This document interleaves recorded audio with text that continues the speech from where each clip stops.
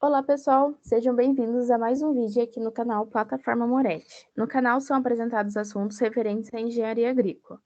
Meu nome é Laura Encima, estou cursando o quarto período do curso de agronomia e hoje trago para vocês este vídeo referente aos aspectos técnicos e medida das componentes de pressão e gravitacional do potencial total da água no solo.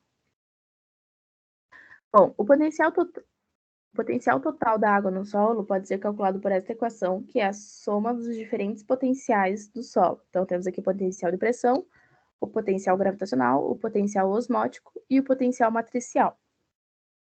E nesse vídeo eu irei explicar sobre os componentes de pressão e o gravitacional. Bom, começando então pelo componente de pressão. O potencial de pressão é a pressão em estado de referência e ele só é considerado quando a pressão que atua sobre a água é maior do que a pressão atmosférica. Então, temos aqui, por exemplo, um recipiente com solo saturado, em que os poros estão cheios de água, né? E queremos determinar o potencial de pressão no ponto A e no ponto B. No ponto A, temos que o potencial de pressão é zero, porque como ele está na superfície do solo, ele é submetido apenas à pressão atmosférica. Já no ponto B, que se encontra no solo saturado, o potencial de pressão é referente a toda essa coluna da água. Então, no potencial de pressão do ponto B é igual a esta distância H, que é a distância do ponto B até a superfície do solo.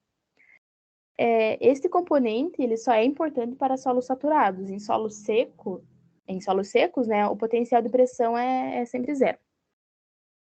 Então, podemos pegar como um exemplo um sistema de irrigação por inundação, que é o caso do arroz, né? Temos aqui, então, um esqueminha, né, desse sistema. E, de acordo com a equação de energia de pressão à base de peso, podemos considerar que o potencial de pressão é igual à altura. Então, se, por exemplo, aqui no ponto A, ele está submetido a 10 centímetros, né, de coluna d'água, que é 10 centímetros do sistema de irrigação, né, 10 centímetros de água. Então, no ponto A, o potencial de pressão é igual a apenas esses 10 centímetros que tem do sistema de irrigação.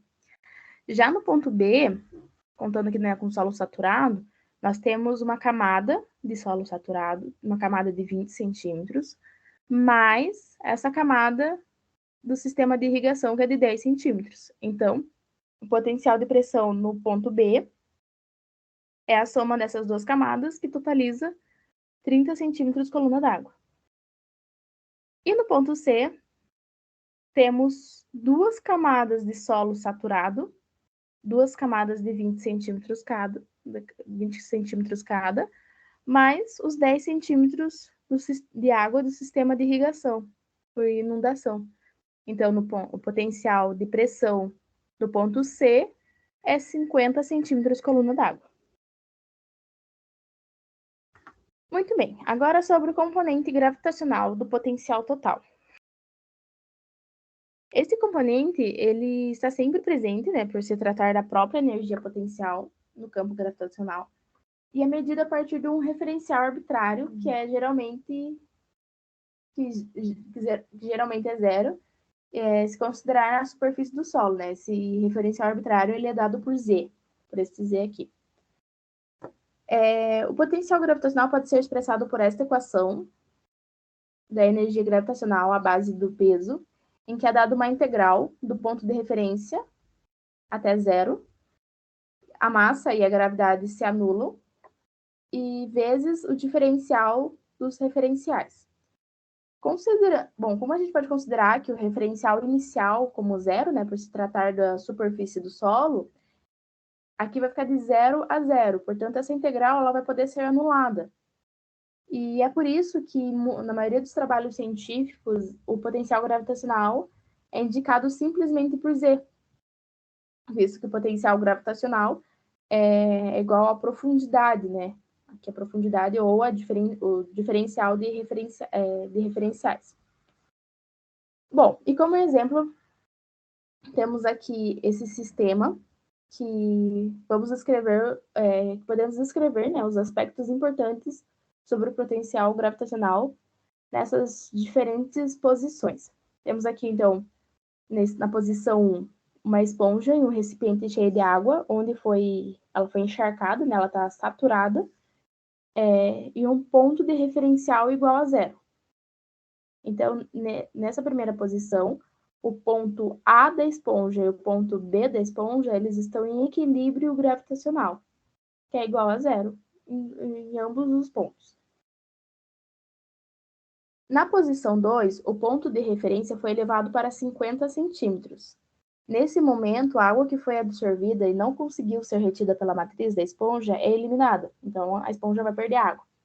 E após um tempo, essa perda de água vai cessar, né? Pois vai haver um equilíbrio gravitacional. Então, quando o ponto A e o ponto B estiverem em equilíbrio, essa vai parar de sair água. Então, o potencial na posição 2, potencial gravitacional de A é igual ao potencial gravitacional de B, né? No momento que para de cair água, que é igual a 50. Na posição 3, aqui, a esponja vai continuar retendo água, ela não vai perder água, pois ainda haverá, ela já vai ter encontrado o equilíbrio gravitacional entre os dois pontos, mesmo mudando o referencial para 100 centímetros. Já na posição 4, que houve aqui um giro de 90 graus dessa esponja, acarreta em um desequilíbrio gravitacional.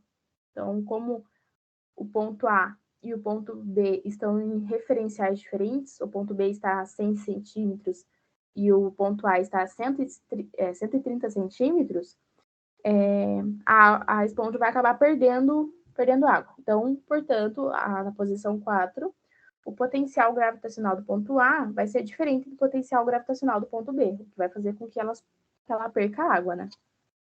E é isso que justifica a importância do potencial gravitacional para o potencial total, pois ele depende, né, da magnitude dos demais potenciais, e ele está sempre presente. Portanto, em solos saturados ou próximos da saturação, o potencial gravitacional tem maior peso do potencial total. Já em solos mais secos, o potencial gravitacional perde essa importância para o potencial matricial, né, que acaba ganhando mais importância. E quando o solo está seco, o potencial de pressão é nulo, né? Então, o potencial gravitacional depende desses outros fatores. Bom, e é isso. Espero ter ajudado. Obrigada e até mais.